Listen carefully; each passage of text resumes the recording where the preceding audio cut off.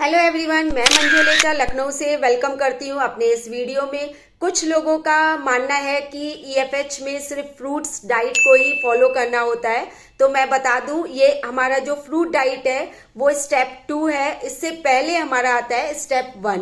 उसको अगर आप फॉलो नहीं करेंगे तो आप बिल्कुल ठीक नहीं हो सकते हैं। बार बार गौरव सर अपने मीटिंग ट्रेनिंग में बोलते रहते हैं कि सिर्फ फल खाने से कुछ नहीं होगा, आपको स्टेप 1 फॉलो ही करना पड़ेगा। तो क्या है स्टेप 1? इसको समझने के लिए पहले हम सोचते हैं अपने आप के ऊपर, आप ऑब्जर्व करिए आखिर हम जो है बीमार क्यों पड़ते हैं, आखिर ऐसी क्या वजह है कि हम जो है हॉस्पिटलाइज हो जाते हैं और वहां पर बैठे बैठे हम ये सोचते हैं कि मैंने तो अपने जीवन में किसी एक चींटी को भी नहीं मारा, तो मेरी आज ये हालत क्यों हुई है, क्यों मैं इतनी जो ये लाइफ स्ट्रगल वाली लाइफ जी रहा हूँ, ऐसा क्यों हो रहा है। तो मैं आपको बता दूं कि हमने अपने इन हाथों से चींटी को तो नहीं मारा है, किसी जीव को, किसी प्राणी को, किसी को भी चोट नहीं पहुंचाई है, लेकिन मेरी वजह से अगर किसी प्राणी को, किसी भी जीव को दर्द हुआ है या उसको काटा गया है या उसको मारा गया है,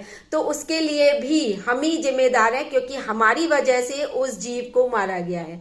तो बिल्कुल सही समझा, मैं बात कर रही हूँ विगनिज्म की, यानी कि जो भी हम गाय भैंस का दूध पीते हैं या फिर अंडा मीट मछली खाते हैं, है ना, तो उस सब में भी बहुत बड़ा दर्द छिपा हुआ होता है और वो जो है हमारी वजह से उनको पेन दिया जाता है। तो इसलिए हमें जो है बहुत सी बीमारियों का, बहुत से जीवन में कष्टों का सामना करना पड़ता है।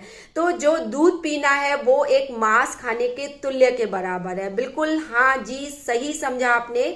क्योंकि देखिए होता क्या है कि सपोज करिए आपको चाय पीनी है, पनीर खाना है, जो भी कुछ खाना है, तो आपको क्या करना पड़ेगा। सपोज करिए मैं मंजू काऊ हूं, राइट, और आपको मेरे से दूध लेना है, तो क्या करना पड़ेगा। सिंपल सी बात है, पहले मेरे को आपको प्रेग्नेंट करना पड़ेगा, वो भी आर्टिफिशियल तरीके से इंजेक्शन लगा करके मुझे आप प्रेग्नेंट करोगे। उसके बाद जब 9 महीने के बाद मेरे को बच्चा पैदा होगा, तो सपोज करिए आपको बेटा हुआ या बेटी हुई, अगर बेटी हुई ठीक है, लेकिन अगर बेटा हुआ तो सीधा सा है कि वो जो है बैल जो है या गाय का बछड़ा जो है वो किसी काम का नहीं होता है, तो उसको क्या किया जाता है, उसको मार दिया जाता है, उसके बॉडी से, खाल से उसका पूरा मांस निकाल दिया जाता है, फिर उसके स्किन में भूसा वगैरह भर करके उसको जो है उस गाय भैंस के सामने रख दिया जाता है। इसलिए रखा जाता है कि वो, उसको, गाय को ये लगता है कि उस बच्चे की खुशबू उसको आती रहती है स्किन के थ्रू, तो उसे लगता है कि मेरा बच्चा जीवित है और वो दूध देती रहती है।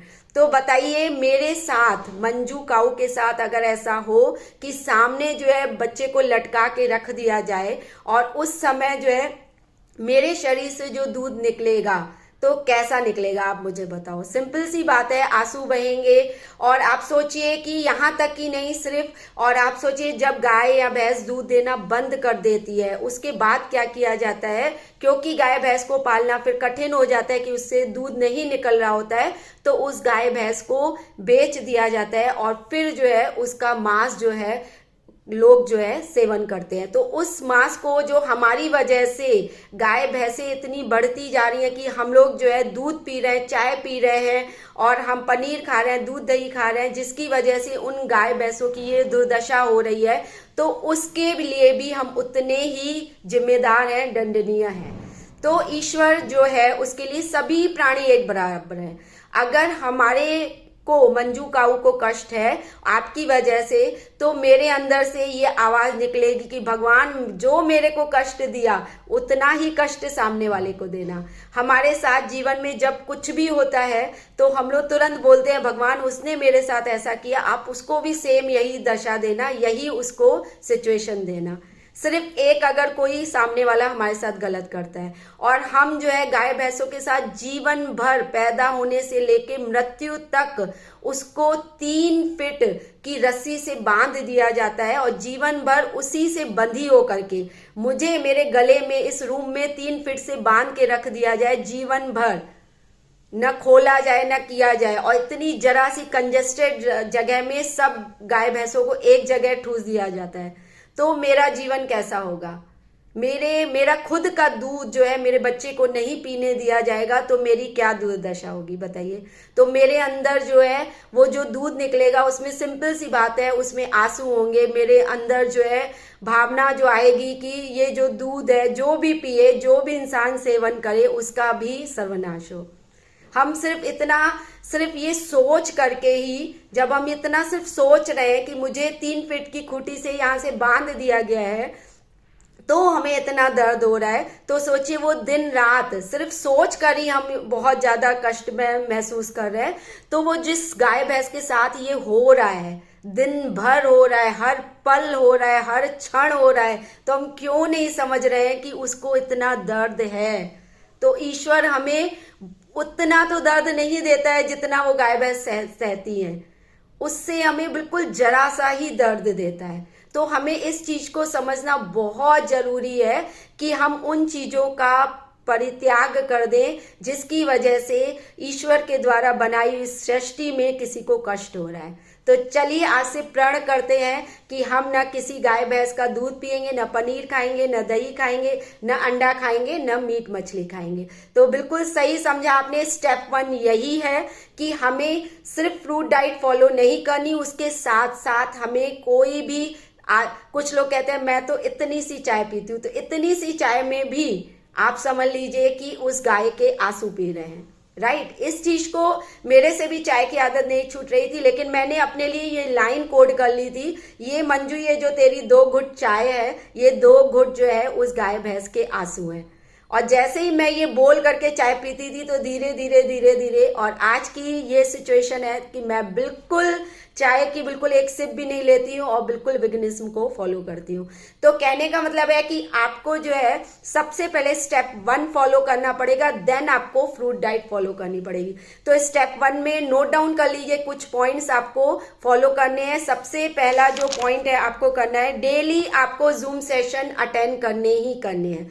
सेकंड जो है, क्यों करने हैं डेली जूम सेशन, क्योंकि जब आपकी हम लोग की कंडीशनिंग की गई है, हमारा माइंड बिल्कुल सेट है कि पनीर से हमें प्रोटीन मिलता है, दूध से हमें कैल्शियम मिलता है, तो उन सब का क्लेरिफिकेशन आपको जूम सेशन से ही मिलेगा। राइट, दूसरा जो है हमें वेगनिज्म को फॉलो करना पड़ेगा, दूध दही मक्खन अंडा मीट मछली सबको त्याग करना पड़ेगा। तीसरा हमें क्या करना पड़ेगा कि आपको जो है अपने जो भी आप फ्रूट डाइट स्टार्ट करते हो तो अपना जो हमारा EFH ग्रुप है उसमें आपको एक पोस्ट जरूर करना है, या आप वीडियो बना के करिए या अपने उस पर आप पोस्ट डालिए, वो ये बहुत जरूरी है। क्यों? क्योंकि इससे जो है जो अपने पास्ट के कर्मा करके आए हैं, जैसे ही हम दूध छोड़ते हैं हमारे जो फ्यूचर के या प्रेजेंट के कर्मा है वो अच्छे होने लगते हैं, लेकिन जो पास्ट के कर्मा है इतने साल मैं करके आई, दूध दही पी के आई, तो उसका हिसाब कैसे होगा, आपको उसके लिए लोगों के साथ शेयर करना पड़ेगा। स्टेप 4 यही है कि अपने रिलेशन, आपके जो भी रिश्तेदार हैं या आपके अगल बगल जो भी है उनके साथ शेयरिंग करिए, उनको बताइए। क्योंकि देखिए जब हम बताएंगे, ये नहीं है कि ये सब चीज सरकार की जिम्मेदारी है, हमारी खुद की भी एज ए सिटीजनशिप हमारी ये जिम्मेदारी होनी चाहिए कि हमें जो चीज अच्छी लगी, जो हमने अडॉप्ट की, उसको लोगों के साथ शेयर करें।